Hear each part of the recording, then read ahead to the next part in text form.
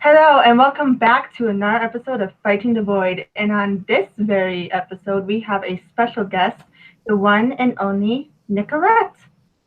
Hello.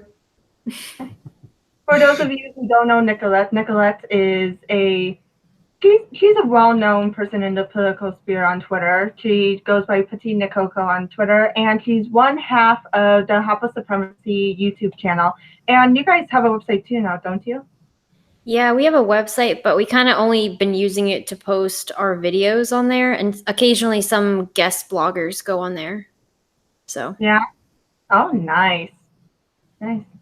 So what do you guys typically post on your website? Is it like planning the half Asian conquest of North America, or well, or more benign things? those are reserved for the Hapa Ethnostate live streams where we, strategically come up with a plan on how to make this ethnostate work. No, but our website, I have been planning on writing a few things, but some of the topics that I wanted to cover, I've seen other people get huge backlash to the point where they get doxxed and things like that. So now I'm kind of rethinking about what I want to write on the website because I don't want to have that type of, it's not worth it. So Right, and everybody kind of already knows you, so Yeah. I'm thinking the doxing would be relatively easy for someone who knows how to do the digging. I just don't want to be that in that focus because I've seen some like gossiping websites and my name comes up a little bit and I'm like, please don't pay attention to me. I'm not that important. Yeah, and that's understandable because I know there's been how many people who commentate on politics in the Twitter sphere, like Jeff Holiday and how many others, and they've dealt with dox threats or being doxxed and whatnot. So that's a very understandable fear to have with writing about that stuff. Yep. So for now, I just stick with Twitter, but I would like to be going back into writing sometime because that used to be like what I did all the time in my free time. Before I discovered Twitter, I used to write in my free time. I don't know what happened. What would you write? I mostly wrote, I guess, like fiction or like just whatever I was feeling. So. Okay, so no particular genre or anything. Not really. It just kind of depended on what I felt like writing that day, or if I did. The last thing I wrote before I discovered Twitter, that sounds terrible. Was I was writing a short story.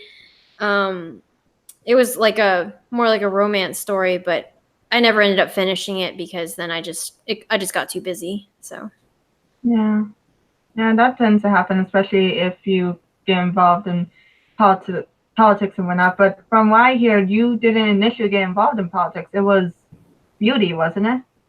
Yeah, I tried to be in the like beauty blogger or like fashion blogger sphere.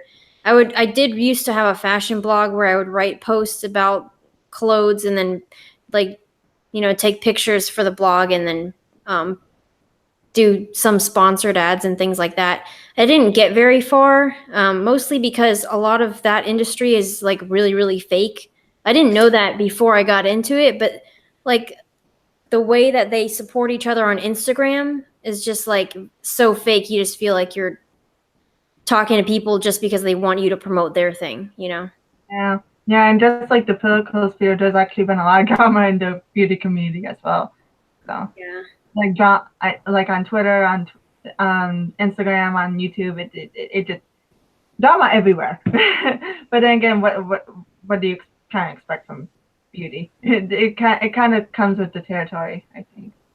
Kind of like it comes with the political territory. That's true, and that was true even before the digital world. It kind of took over everything because, well, I mean, I actually was just sharing with Crystal last night my own little brief flirtation with sort of that side of the world. Short version is way back in the day now. I was dating a girl who was trying to become a model. Mm-hmm. And she convinced me to do some of the classes and everything along with her. And let's just say I saw enough to know that Yeah, it's a horribly shallow, fake, and manipulative world. Yep. So when I got into, like, I don't even know how it ended up happening. I just started posting whatever I felt like on Twitter, and then I felt like people were more real there, I guess. When it like going into politics, I felt like people were actually saying what they thought instead of hiding behind some mask to make people like them. But I don't know anymore, because I've seen a lot of videos come out saying like that some prominent names just do things to get people to follow them and stuff. So Yeah, I know. Well, what the most recent one I know of is Blair White, isn't it? She posted a video talking about that as well. Oh, I don't know anything about this. Yeah, she Nicolette, do you know what it is? Do you want to explain or?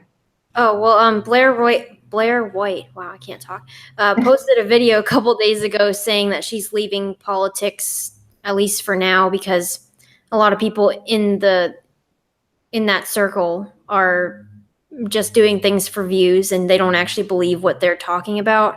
And then actually yesterday, Ashton Whitty posted a live stream also saying pretty much the same thing, but she's not leaving politics, but she said that there are people in that circle who they won't name anyone, but you can kind of guess like who they're talking about, I guess. Yeah, you can, especially in Blair White's video, some of the details she was given, it sounds really similar to some of the bigger names, especially once she's Okay. on. Yeah.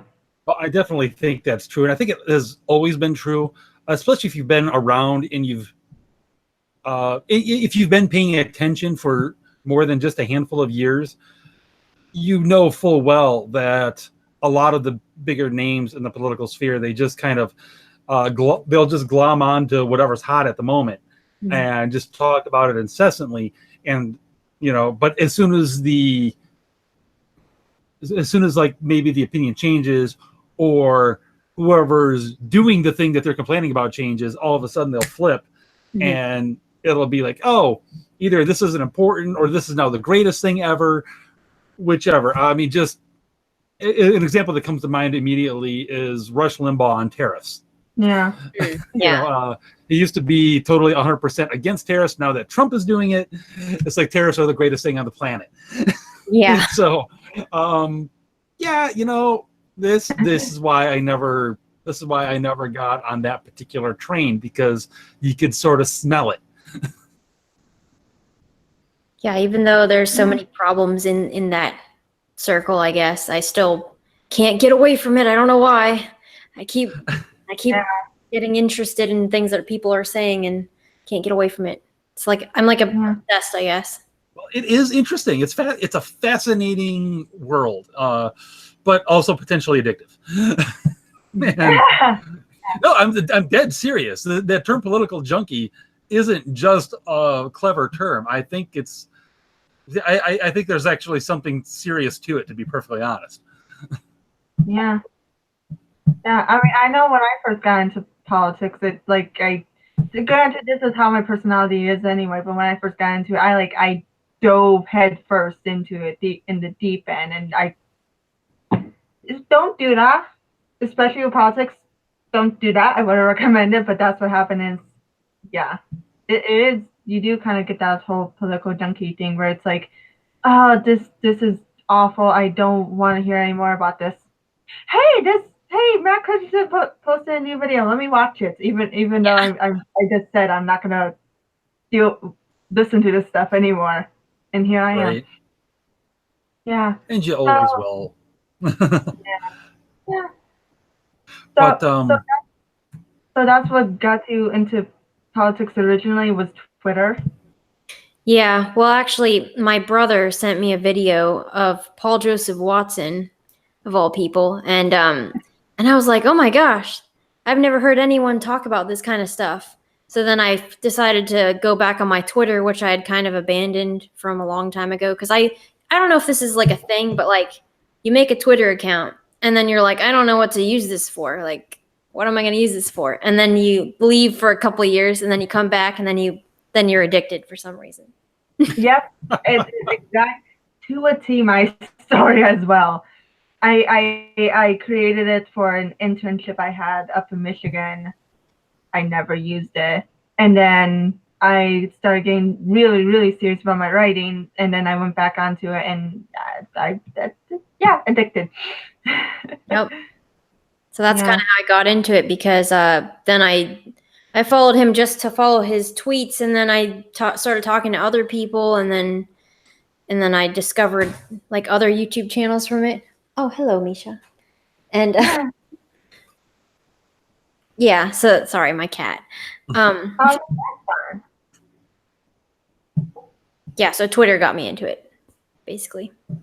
Yeah. Now, politically, you're a libertarian.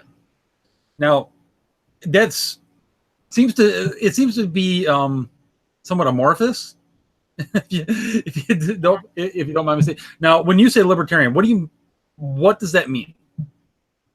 Well, a lot of people think, they either like assume that I'm like an ANCAP, or they assume that I'm a conservative or something like that if they see my profile.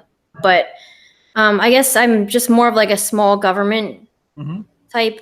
I guess they would call them a minarchist, because I'm kind of, I think it would be ideal if there were no state, but I just don't see how that pragmatically would work at this point, like how we are as a society today. So I think just whenever we can limit government is good. I can't really argue with that. I definitely still call myself a conservative, but for years I've had a lot of libertarian sympathies. Like, I mean, and especially since there's an awful lot of overlap, like that basic philosophy of small government is something that unites a lot. And obviously there've been a lot of changes in the social realm and everything that I think has built a little bit of an alliance between libertarians and conservatives. Yeah, definitely. Yeah, and go ahead. Oh, sorry. I was just gonna say, I'm not sure if you guys saw, but it's kind of like the big thing right now. That Data and Society report that came out yesterday. I don't know. Oh, well, some like investigator or like writer, I guess, made like 61-page report about different political commentators who are either libertarian or conservative, and they kind of lumped them all in with white nationalists, trying to like show that they're all the same thing. It was like a giant hit piece. It was crazy. That is nuts. That conservative and libertarian don't go along with white nationalists. No. Rather, you could say we're almost opposed even.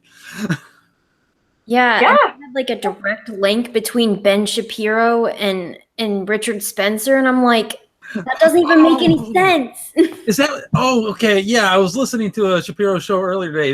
That must be what he was talking about, because he said something that was like, well, Shapiro knows Jordan Peterson, who knows Stefan Molyneux, and Richard Spencer was on Stefan Molyneux's show. So therefore, Ben Shapiro and Richard Spencer are like golfing buddies. Yep, that's basically their logic there. They're like, well, if you were on the same show as someone else, then that means that you agree with them politically. Like, no. Yeah, that's how that works. I mean, like Tariq Nasheed and Richard Spencer have been on each other's channels. Does that mean that Tariq Nasheed is a white supremacist now? Obviously. No, actually, he's a suspected white supremacist. Let's go ahead and use his terminology. Yeah. Suspected white. Yeah. Suspected white supremacist Tariq Nasheed. Wait a minute.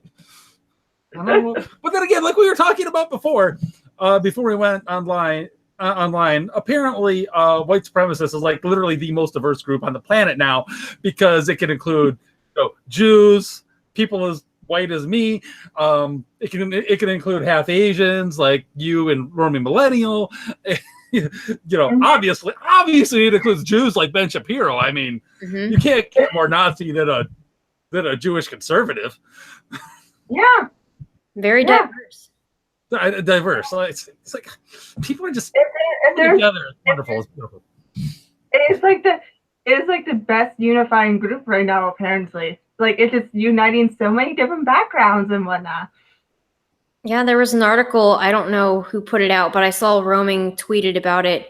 Apparently, Canadian, or I guess Chinese Canadians, are now suspected white supremacists for supporting legal immigration instead of illegal immigration in Canada. Oh, obviously. I mean, So, if you literally don't just want like everybody to just walk across your border or swim up on the shore, depending, obviously you're a white nationalist. Obviously. No, obviously. Yeah. That seems legit. Yeah. I think people should listen to that data. Absolutely.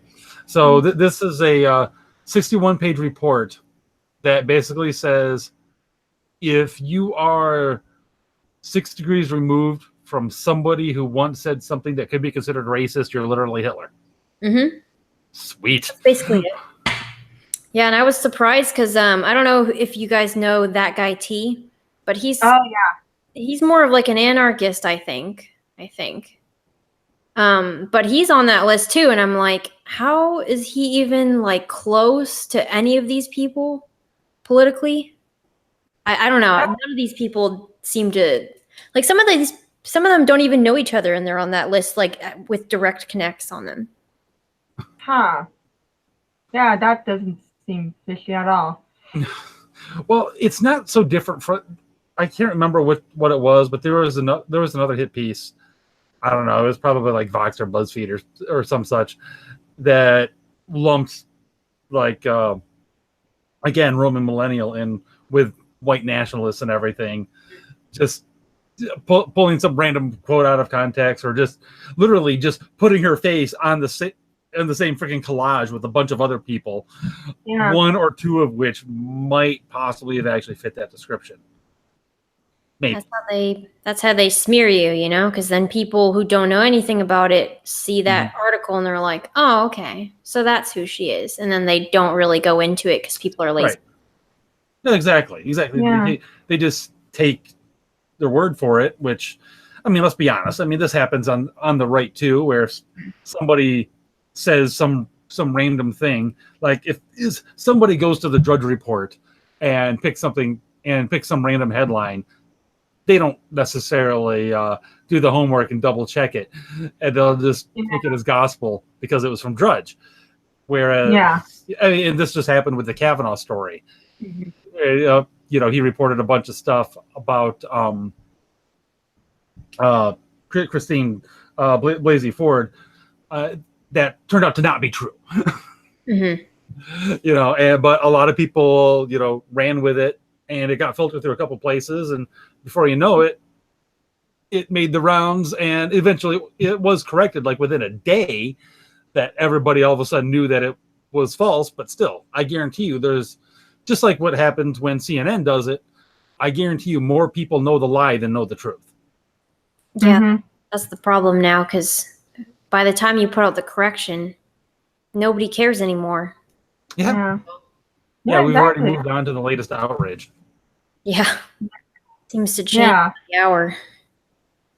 Yeah, it really does, and that's why, because before there were constantly jokes about like, oh, you're fake news, but it really is a serious problem where news outlets and even just political commentators on YouTube, they'll put out information that's incorrect or turns out to be incorrect, but by the time it's out there, it's too late. The damage is done. Exactly. That's just another day. It's just another day in the frenetic 24-hour news cycle where we literally just repeat ourselves over and over again. I remember when I first noticed that, when like I noticed it like, gosh, I don't know, 10 years ago or something, watching headline news. I'm like, wait a minute, they're literally just repeating themselves every half hour. Just to make you. Yeah. And then I kind of noticed, like in the run up to the election, started watching some of the mainstream shows, and it's like, wait a minute. So, freaking Anderson Cooper does his thing, then Fareed Zakaria comes on and literally just says all the same stuff. I'm like, wow, this is boring. Yeah. This is really, really mind-numbingly boring. Yeah. And a lot of the shows I listen to wind up doing the same thing to a degree, but they usually have enough of a different take where it's worth listening to. Yeah. True. Like But if anyway. it's enough of a Yeah. I wanted to talk about with you, Nico, is the fact that from what I've heard, you've had quite the political evolution. You know, now you're a libertarian, but before I think you've mentioned you were conservative, and before that you were you being a conservative? Well, I started out. Well, okay. I grew up conservative because my dad is conservative, and like the type who would listen to Rush Limbaugh every day at work or something. So I grew up conservative. I felt kind of weird in school because everybody in my school was more, I guess, left leaning. Even my friends, like I remember trying to have debates with them, and then I'll be like, it'd be like 5 against 1, and I'd be like, well, I guess I'm not going to talk about it anymore. So I just kind of stopped being political for a while. Mm-hmm. But I guess I wouldn't say I became more left wing, but I did pick up on the feminist stuff when I was in my late teens, early 20s. The whole, I guess, women empowerment through free love and patriarchy and the wage gap. Like I believed all that stuff. I didn't know that. I just thought that was like the accepted truth. That's what we're supposed to believe. But yeah, then I kind of got back into looking into that stuff, I guess, around 2016 when the election was happening. And that's kind of when I went through my transformation to like really, really conservative. And then as I kind of got on Twitter, that's when I became more libertarian, as I was introduced to more libertarian public figures. And they just made so much sense. Like one of the people who I listened to who changed my mind on a lot of things is Dave Smith. He's a comic, like a libertarian comic, and he runs the Part of the Problem podcast on iTunes. And I think it's on Gas Digital Network, but he puts it up for free on iTunes. So cool. So Dave Smith is his name. Mm-hmm. Okay. I will have to check that out because a lot of the people I listen to, like I said, are very libertarian leaning, but I don't actually have any straight up libertarians I would say that I listen to. So might need to add somebody to the mix. Dave Smith is like a good person to add to the mix because he's a very pragmatic libertarian. Like he'll dissect issues and show like the logic from a libertarian perspective. So. Yeah, he's like a legit thinking libertarian as opposed to a yeah. the people that get on stage at the conferences and everything. Yeah, there's so many jokes about that. They're like, "Oh, look, there's a guy standing out in his underwear with an American flag. There's the next libertarian candidate." Oh, I actually saw that tweet. I was like, "That's hilarious." That's because, yeah, it's kind of there's something to that. I know. I've met some people like that because I've been to some of these. There's rallies in Texas to free the weed, and because for me, I'm not really into it, but I don't think that nonviolent crimes should be criminalized, I guess. Right. Like I believe it should be decriminalized, especially since some of the other states have already done that.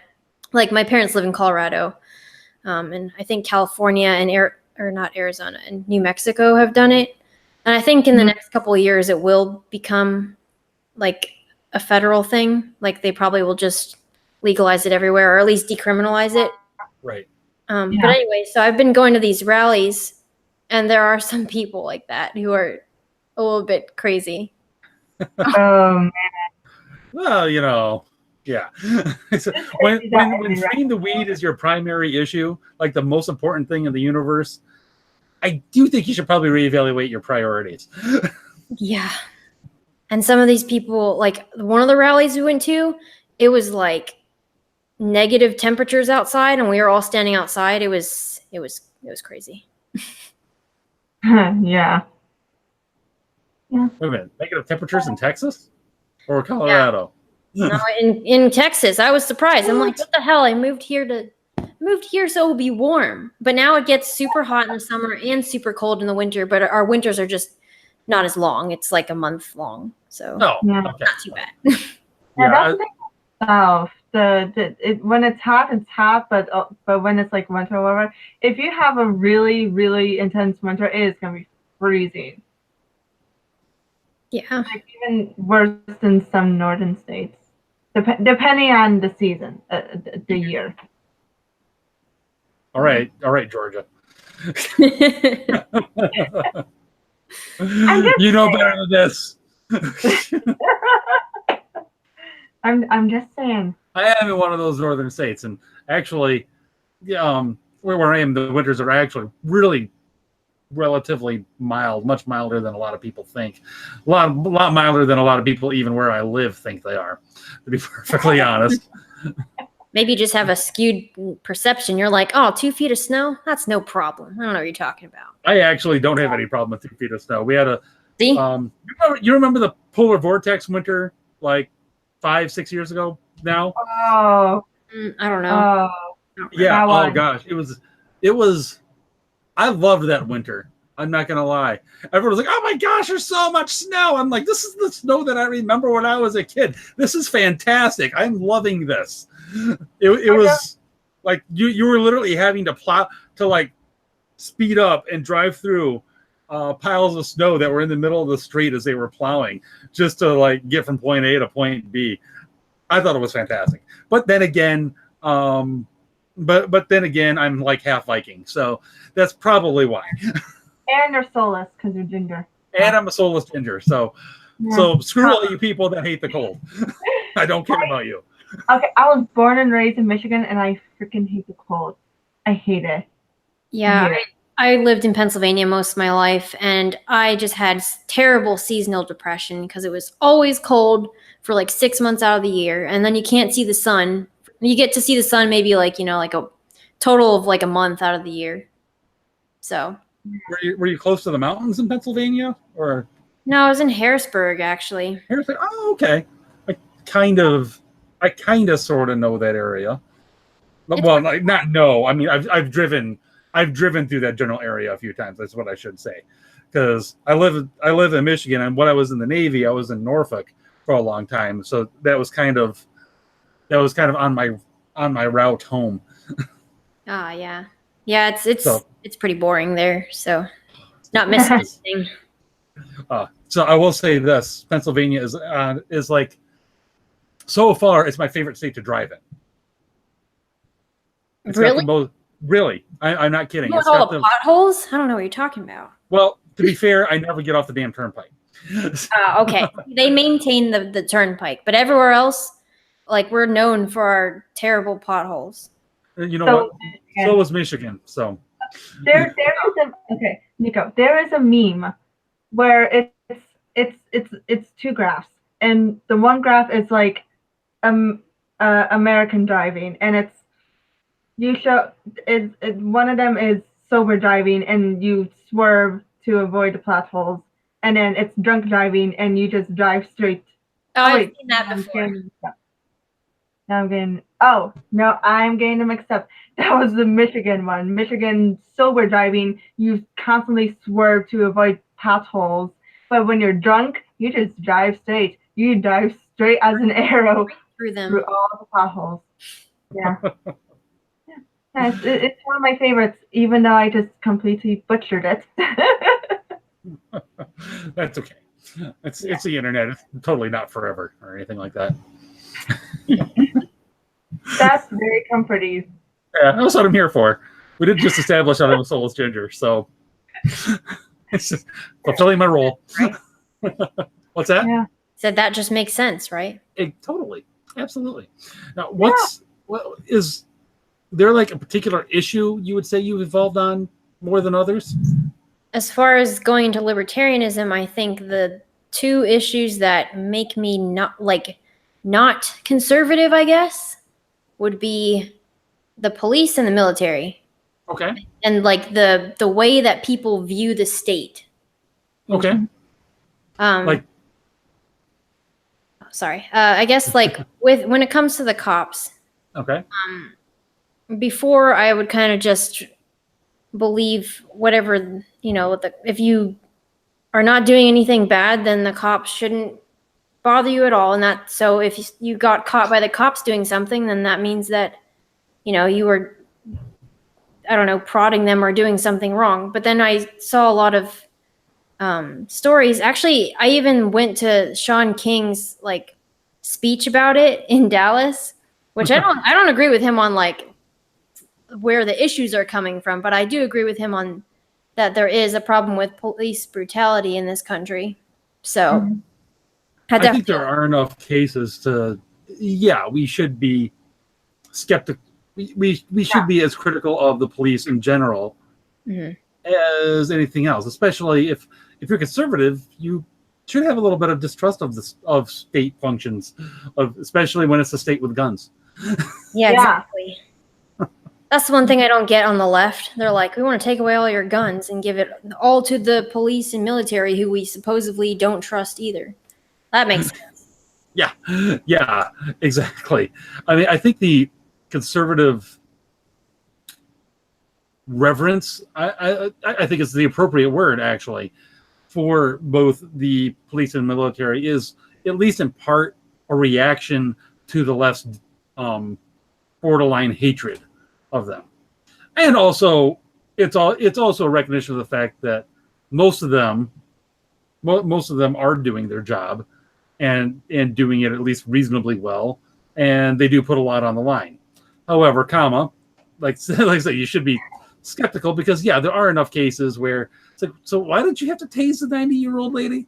Yeah. And and it's just like in any other industry, you wouldn't be like, well, there's some bad apples, like with pilots. Yeah, there's just some bad apples, but like the plane may not, the plane may crash, but it's just a bad apple. We wouldn't accept that in any other industry. So I just feel like there needs to be more accountability, outside accountability for cops, because a lot of the times when they get investigated by the police department. So the police are investigating themselves. Yeah. I think that's absolutely right. I mean, cops or anything. Yeah.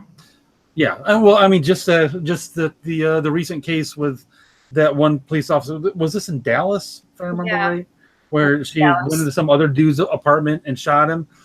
Like, and they were just a little slow on really even acknowledging that there's an issue here.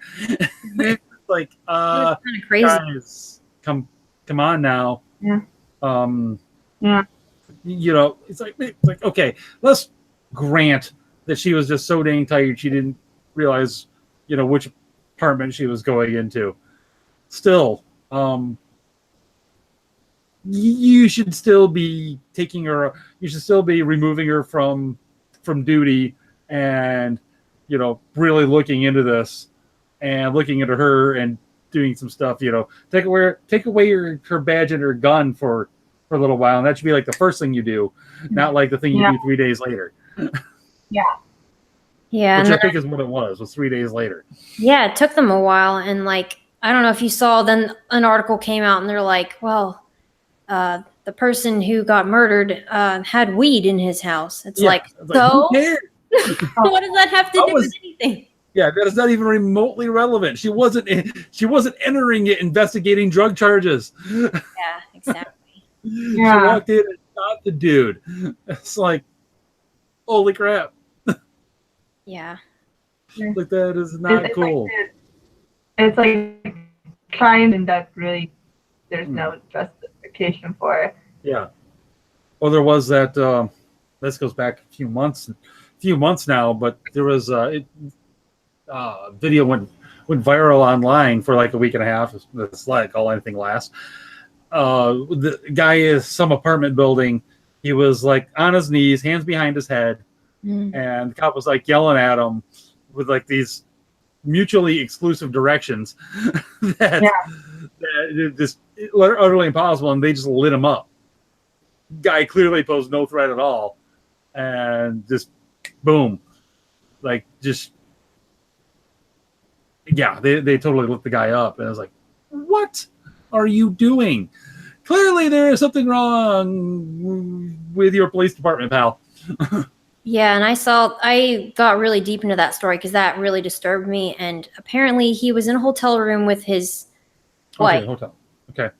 and they were drinking because they were celebrating. And somebody saw his, I don't remember, he had like a cleaning supply thing that looked like a gun in the back, and someone saw it through the window, and so they reported him to the Oh police. my gosh. So when the police came and had him do all these weird, like crazy things, like they wanted him to walk on his knees with his hands behind his back. I forget. It was like something that sounded really crazy. It was ridiculous. Yeah. But he was drunk already because he'd been drinking. So it was even harder. Yeah, I don't understand that approach going straight from, 0 to 100, like. Yeah, and that is a massive, massive issue, and and all of that isn't to denigrate the police as a whole. Of course, it's just say it's like clearly there are places where there are issues, and it needs to be dealt with. They don't get a pass because they have a badge. They need to be treated like everybody else before the law, and that's what the law is supposed to do. It's to provide you, equal application of the law. Is supposed to provide you protection against abuse of authority like that.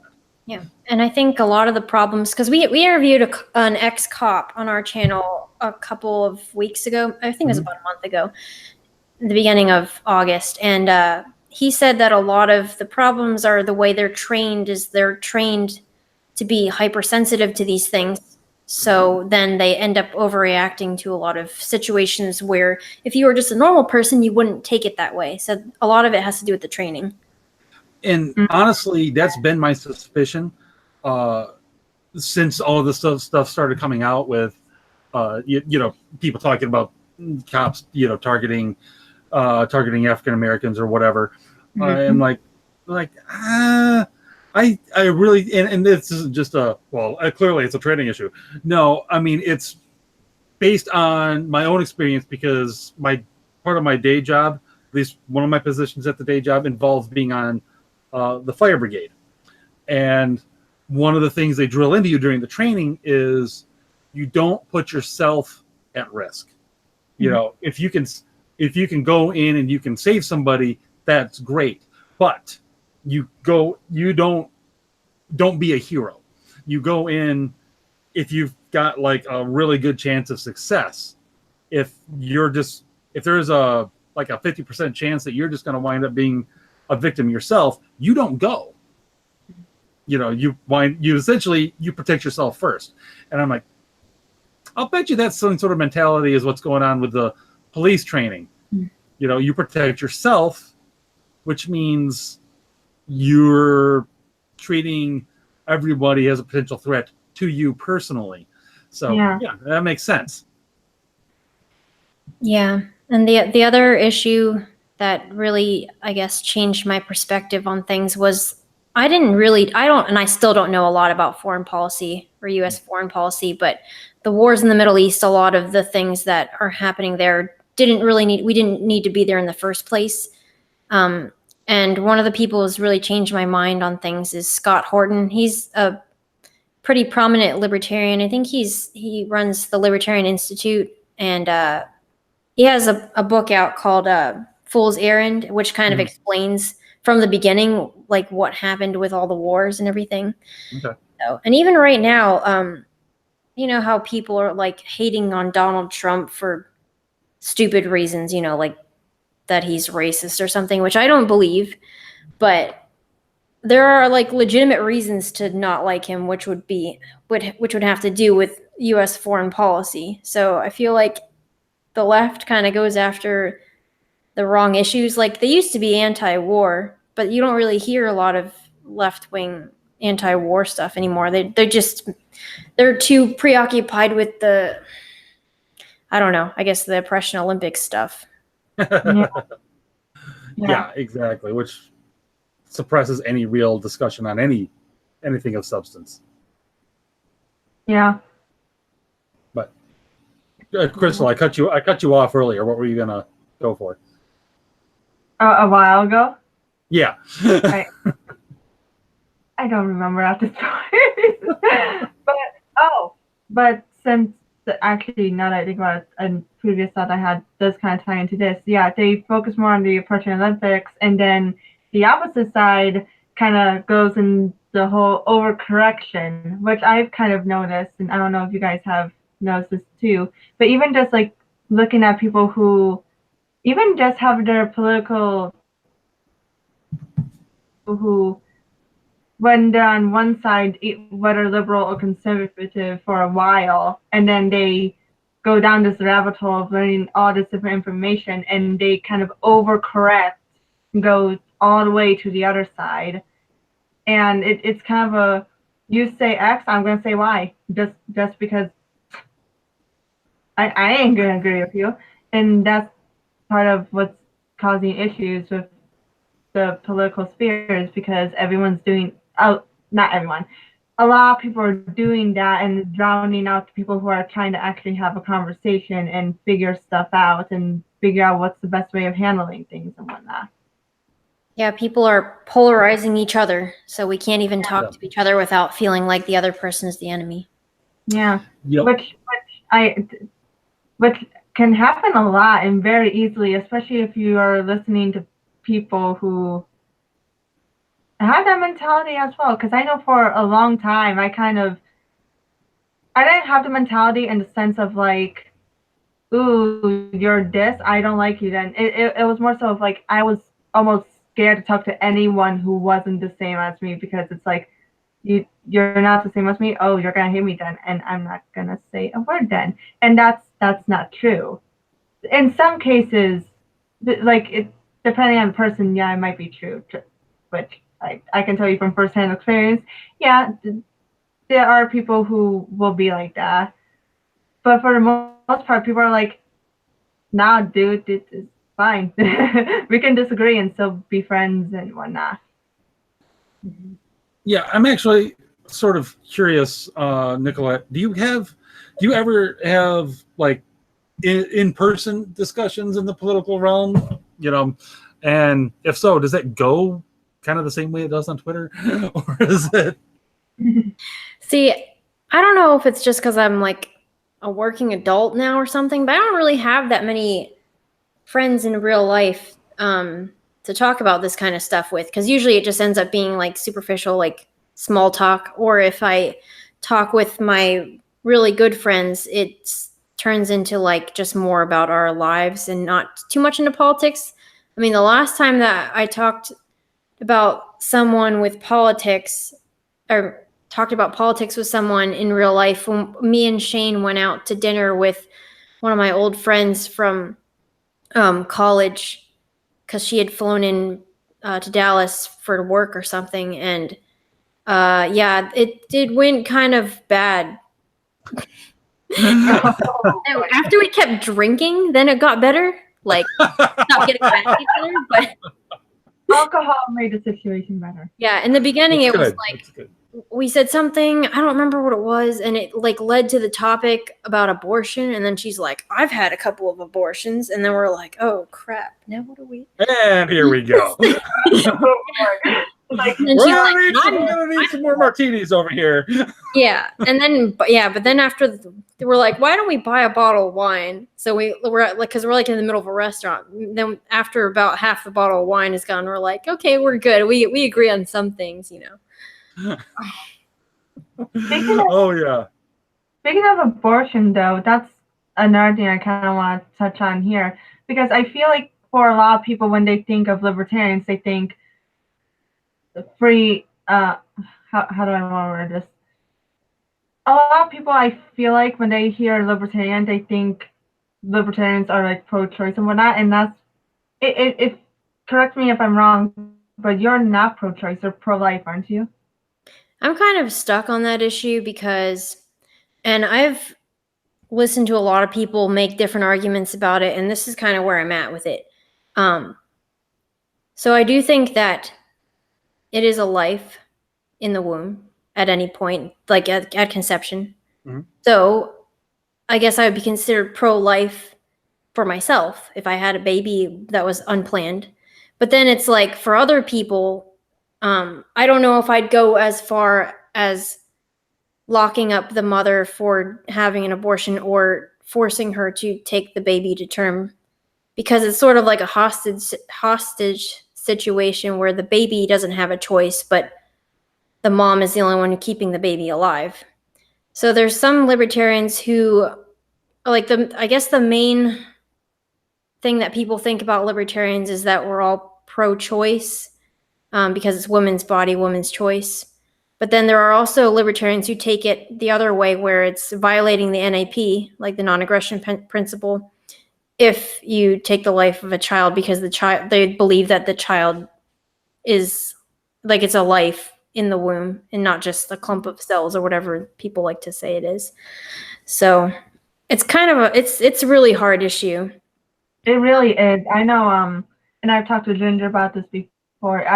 For the longest time, I just kept bouncing back and forth with, I just couldn't decide if I was pro-choice or pro-life, because I felt like no matter what position I chose, there was something about it where I felt like it was just a double-edged sword, where there's really, I know many would disagree with me, but in a way, there's no real right answer. That's not the way I'd word it, but there's a lot of factors in this situation that makes it very tricky to figure out and understand. I personally find myself, I lean more pro-life in this issue, but I think I might be similar to you too as well.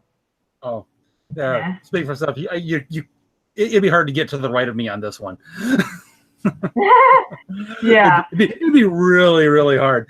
And mostly because when it comes down to it, is it a life or not? If yes, well, then you can't just kill it. Mm-hmm. You know, it's to me, that's very simple. Not that there aren't all kinds of things that you can throw in that make it hard. Sure, no argument.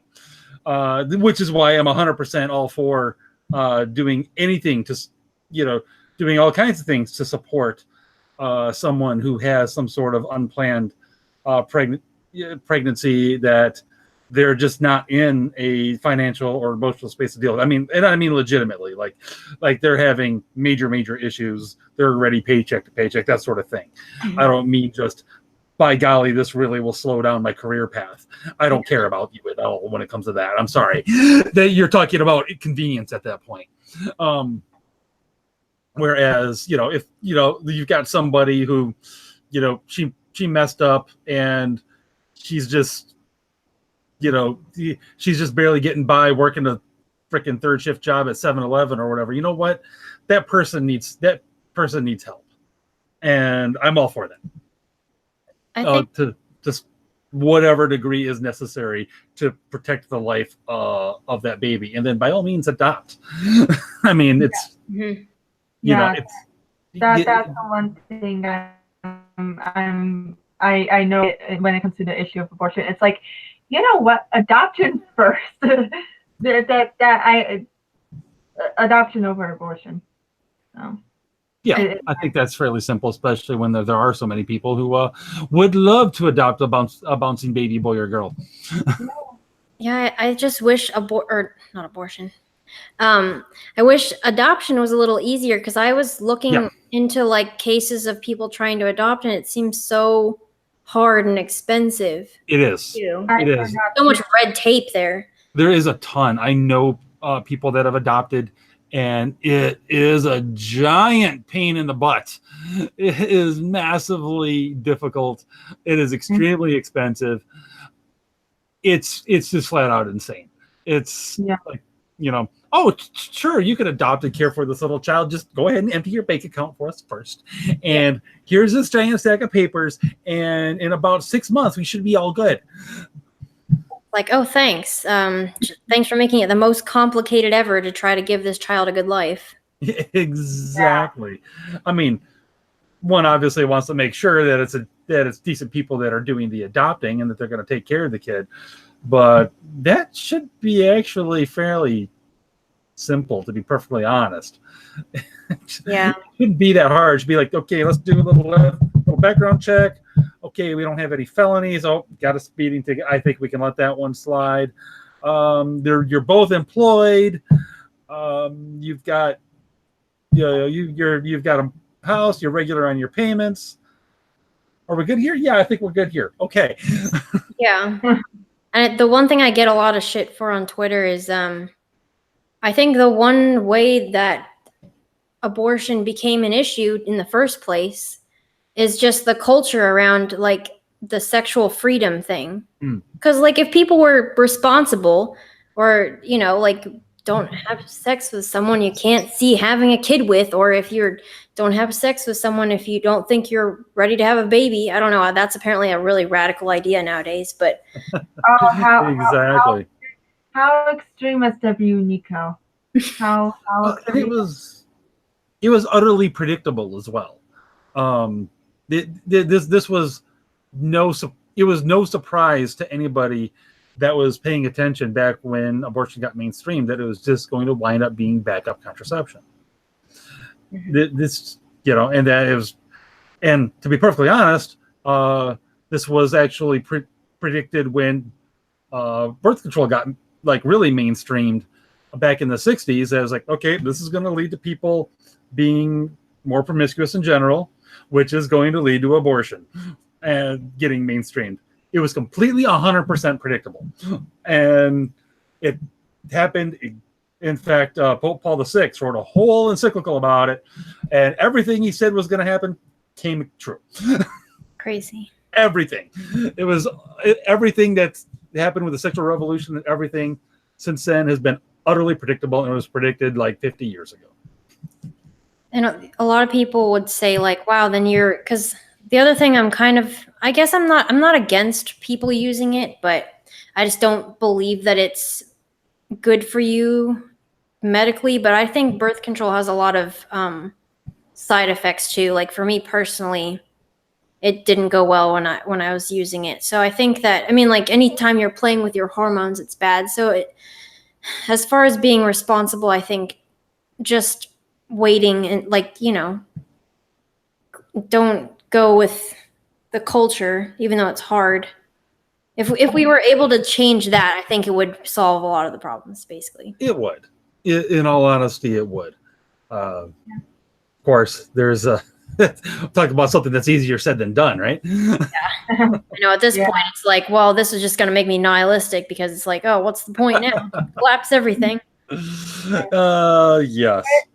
But it's true though. People do need to start being more responsible, and it's like you'd be responsible with making sure you don't contract a STD or anything. So why wouldn't you be responsible to make sure you don't get pregnant either? Like it's you be responsible in all aspects of it, and not just one and not the other. And but since we're on this topic too, and I know you've seen this thread, and I've summarized it to Ginger, but I don't think he's actually read this torture of a thread. That Nico, that thread where this woman was basically saying that unwanted pregnancies are 100% the man's fault for irresponsibly ejaculating or something. That lady, first of all, does she know what a blog is? Because that thread was way too long for Twitter. No kidding. This is Twitter, my golly. We do not have an attention span like this. I know. I'm like, you're making my phone not be able to load. Like, holy crap. But the thread was, yeah, she starts out saying like, oh, I'm a Mormon mother, 6 children. Yeah. And then it just like turns into by the end, like, basically men are the reason that we have unwanted pregnancies, so they should just stop ejaculating. She does know that's kind of the point, right? I'm just saying. I'm just saying. You have to do it responsibly, Ginger. You Apparently. can't go it's like, as the kids say, I can't even. There was like in the middle of that post, there was like a math problem in there. She's like, well, women can only get pregnant 2 days out of the month. And I'm like, really? Only 2 Oh my days? god, I don't that think was that's right, but That's pretty sure it's like the whole week of ovulation. But yeah. and, That's and not it. but that's not even thing, true like- either, because you can even get pregnant then. It's like that part to me was so bizarre, and that, I mean, granted, the whole thing made me think, okay, you have a brain. That part especially was like, okay, do you have a brain? And if you do you actually use it? Because first of all, women are not a. There's not only 2 days in a month women can get pregnant or not get pregnant. I think she said 2 days in a month that you can get pregnant though. yeah. That's what Like, weird. she said you can only get pregnant 2 days out of the month, which is not true because you don't ovulate for only 2 days. So Yeah, but it's like you can get, but really, let's be honest, you can get pregnant any day. But it's like she's like women can only get pregnant 2 days out of the month. Men can impregnate women every single day of the year, and if their sperm really works, they can do it multiple times in a day, impregnate someone. So it's like, okay, so not you can't. I can't impregnate the same person multiple times in a day. I mean, I guess she just assumes that they're just going around, like they could potentially go around and just impregnate all the women they see or something like that. I don't know. I guess. I mean, we see, you might see dogs doing that every spring. I don't know, but like, I'd like to think most guys aren't quite like that. But then again, I know some are. So, what a fun topic. You know that they're going out around there just going out like jackrabbits with any woman they can find. Yeah, just randomly. I mean, that is the way it's supposed to work now, right? You're supposed to like go up to somebody and propose sex, and they're supposed to just accept now, right? Otherwise, they're a bigot. Is that how that's how it works now? Yeah, but make sure you get the consent form. In which case, I'm in jail. That's why you have to bring your consent form. Do you know there's a couple apps? There are so many apps now where you can like send a consent form request to someone. Yes. So, yes. The fact that I know this is true is just depressing. me and Shane downloaded it just for fun, and we're like, okay, let me send you like a consent request. Oh my gosh. Like, does anyone actually use this? I mean, maybe some people do to avoid being called sexual predators or something. I don't know. That's the thing, though. There's how many men now who are actually scared to date because, and this was a tweet I saw a while ago. But it's like, to a degree, I can't blame guys for being nervous to want to pursue relationships or anything, because like I've seen tweets where women are basically getting upset at a guy just complimenting your name. Like there was a tweet I saw ages ago, and it was this woman, and she was talking about how she was in a convenience store, and the cashier was a woman, and the guy was a customer, and the guy was flirting with the cashier, and he like and whatnot, and it's like she steps in, and it's like either she steps in or the cashier says like it's very inappropriate of you to say that, and I'm just sitting here thinking, what's wrong with complimenting your name? Apparently, that's like sexual harassment now. Yeah, I mean, clearly.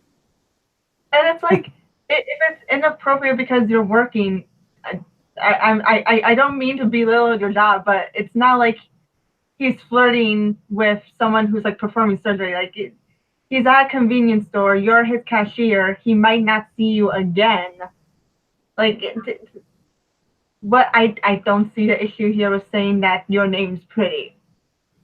Like, there's no issue to. So I just. Well, the same people who would get mad and say that compliments are sexist would be mad if you don't compliment them too. So you really can't win. Right. Right. Yeah. Don't compliment me, but if you don't compliment me, you're fat shaming me or something. Mm-hmm. Not to like pick out a specific feminist stereotype or anything, but. But that's what, brings us to another topic with you talked about Nico, which is body positivity, fat shaming, obesity, and all that stuff. Yeah. You're one of the people I follow who's really, I wouldn't say really vocal because you talk about a lot of different things, but you're one of the ones who I follow who really talks about that stuff. Yeah, I don't like the normalization of it. I think that especially like young girls, if they see that, they'll be like, well, I guess I'm fine then. I don't have to change anything. And then later on, they get all these health problems and they're like, why? I don't understand what happened. So Yeah. I just think that it's a bad direction to go in. Well, you know, if it wasn't for the fact that heart disease is racist, then we wouldn't have to worry about this. What? Must have missed that I'm article. just going to the next logical step here. Oh, I saw an article yesterday that said sunscreen is racist. So I saw that you tweeted that. I was like, okay, why not? Wait, hold up. I'm sorry. Did you just say there's an article that says sunscreen is racist? yeah, because it's like, sunscreen's white. So if you have dark skin and you put it on, then it looks ashy. Yeah, that's the reason. Total racist, y'all. I think the fact that I can't get SPF 100 in like my local Walgreens, and it has to be like something special. I think that's racist against gingers. Yeah, because I'm pretty sure that you guys have sun problems because you're so light, right? I almost start to blister if I think about going in the sun. So yeah. Let's be honest here, though. I'm pretty sure I'm paler than you, Ginger. Let's That's be honest. because you go outside. I don't know. You guys look almost the same in paleness, I think. I'm not sure. Just about. It's if we get what's that? You just look a little more red than me. Yeah, Probably. yeah, exactly. And I'll like get to your level of paleness sometime mid-December. once the sun is like behind clouds for 6 months out of the year, then yeah.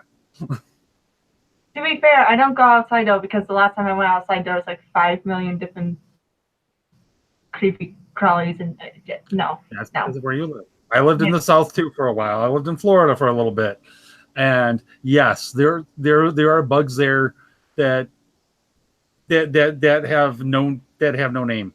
They are too horrifying to actually have a name, and yeah.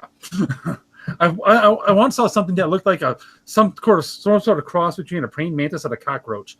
I've never seen a bug like it again. I have no idea what it was. I was just like, you're really big and you're on the railing outside my room. You need to go. Yeah, and yeah, what could be worse though? Because everything's bigger in Texas, right? I have heard that. I don't know. I haven't seen. The good thing is because when I lived in Pennsylvania, there was tons of spiders. I haven't seen too many here, but I have had 2 times where I'm driving and there's a spider in the car and I almost crashed the car. Oh If I was driving, then I would jump into the back seat because the spider's on my side of the window. That happens to me relatively often. Like I actually try to make it a point now to make sure my windows are rolled up. I don't care how hot it is. Whenever I get out of the car, because otherwise, a spider will take up residence in my car, and I've had them like dangle from the roof right in front of me while I'm driving. I'm like, yeah! That would be the end for me. That would be. Nico, at least you find the spiders though. Twice I've had it in my uncle's car. We find a spider web, but we don't find a spider. So it creeps me out because it's like, that web didn't get there on its own. Where are you? Usually. I will find you. I will kill you because I do not want you in here.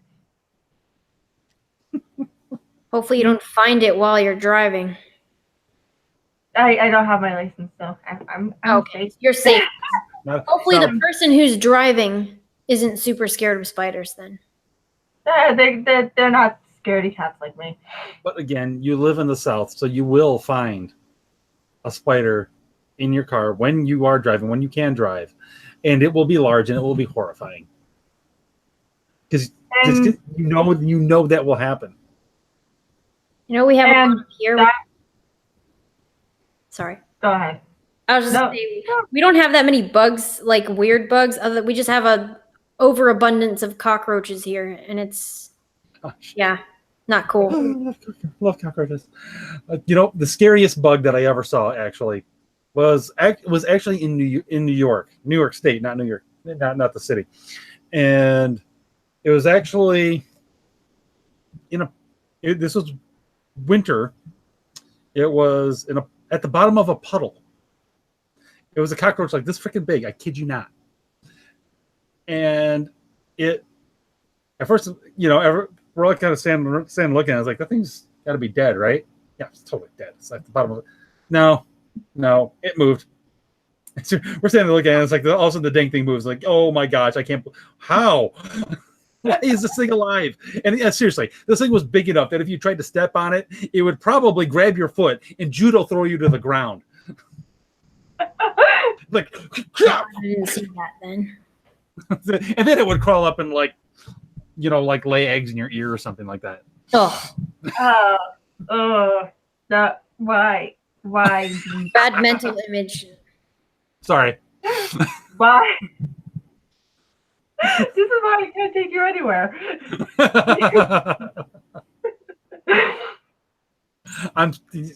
That thing's good. I think it might be because that's when I was in the Navy, and what I did was I worked on the nuclear reactors. So this was one of the training reactors in upstate New York. So maybe it was the radiation. Right? I'm going with that. Which then begs the question: what are the bugs like near Chernobyl? It's a good question. I don't even want to know. For the most part, wildlife there is actually relatively normal. But I don't know about the insects. I can't say for sure. I'd have to look into that. I know. Aren't there like a bunch of dogs and cats that are like stuck in the Chernobyl area because they've been exposed to the radiation?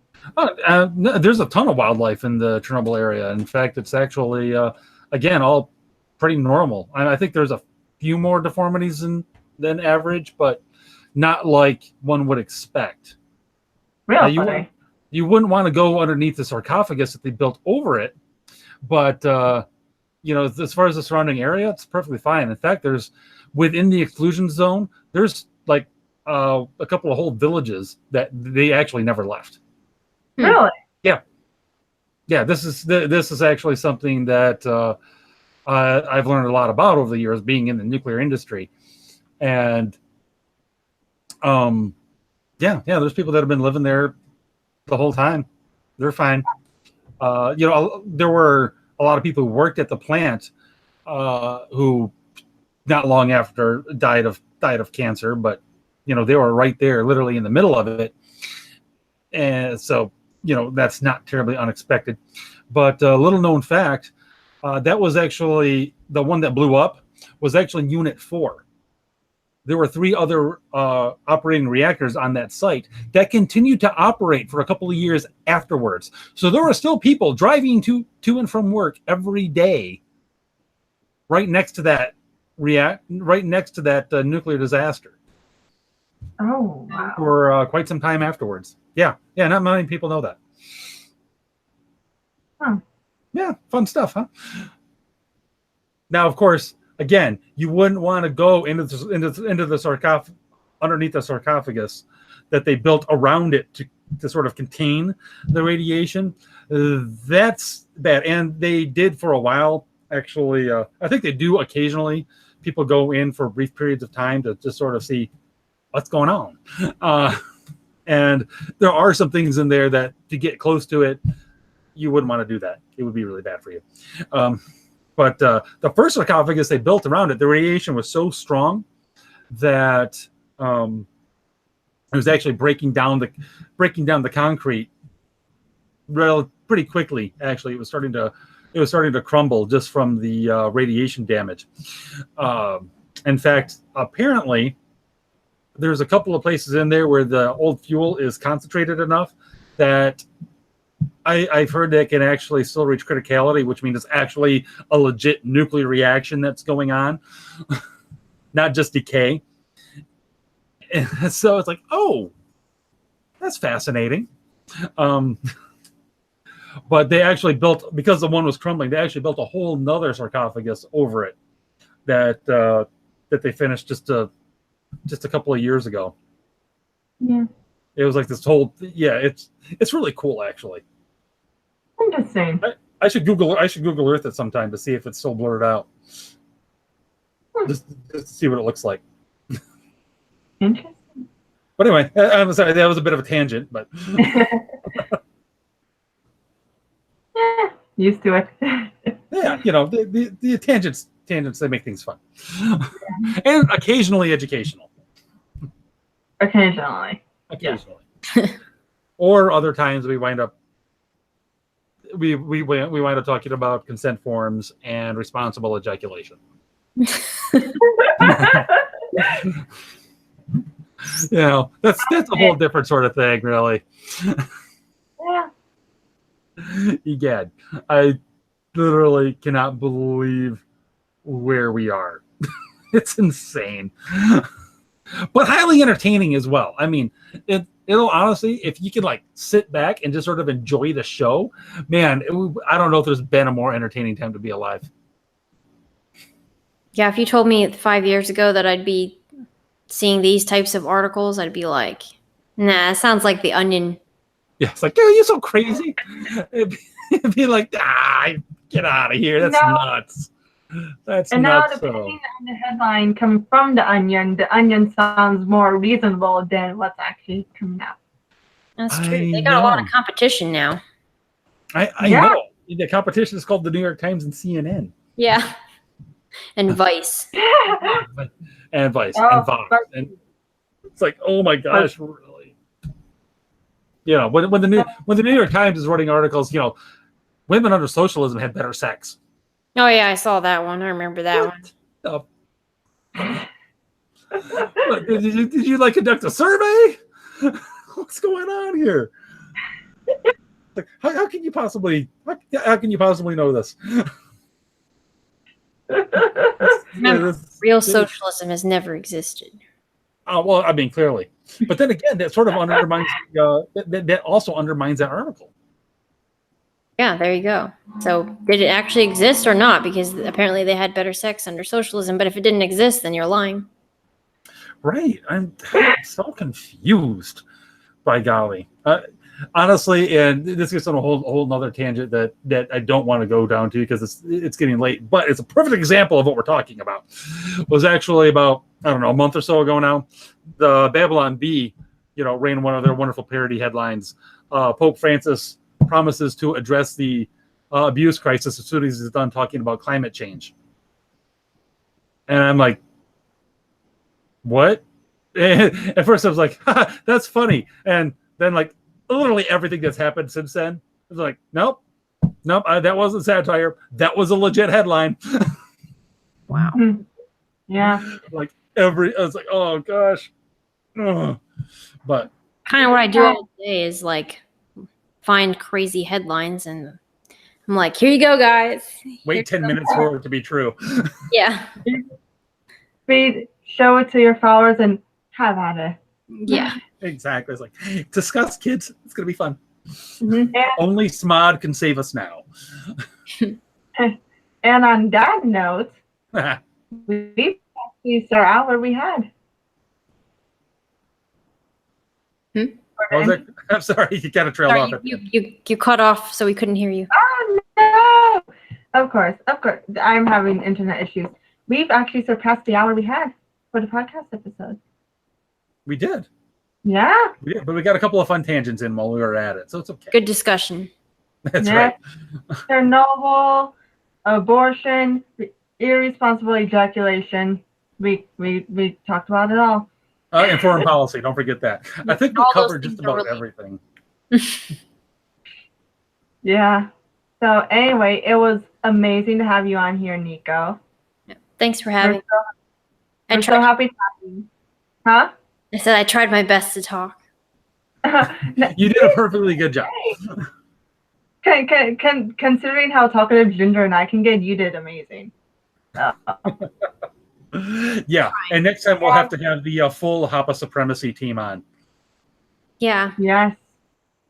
And it was really fun getting to know you better because I know I followed you for a long time, and I was drawn to following you too because you were one of the first political Twitter people who I actually felt like didn't make me feel alone because you were quite similar to how I thought and personality-wise and whatnot. So it was amazing to get a chance to talk to you here. And is there any way people who watch the episode can get a hold of you through social media and whatnot? Yeah, so I'm on Twitter at Petite Nicoco, and my YouTube channel is Hapa Supremacy. You just type, I guess the easiest way would be to type in Hapa Supremacy. We should be the first thing that comes up. We mostly do live streaming, but we have been kind of cutting back for the month of September. But in October, we're going to be having pretty much 3 live streams a week. So that'll be kind of, yeah. That should be fun, and I'll be sure That'll to keep you guys busy. Yeah, I'm like, oh, we won't go out and waste money this month because we're going to be at home doing live streams every day. Yeah. That's a great money saver. Just keep doing true. Yeah. Keeping yourself busy is a great way to not actually spend money. Yeah. And you can find Ginger on Twitter at GingermanEditor, and you can find me at Crystal 3 capital I's. Fighting the Void on Twitter is at Fighting Void, and we have our email fightthevoid@gmail.com where you can send all your hate mail. Bring it. I love reading hate mail. It's actually highly entertaining. Yes. And thank you for joining us today, and we'll see you next episode.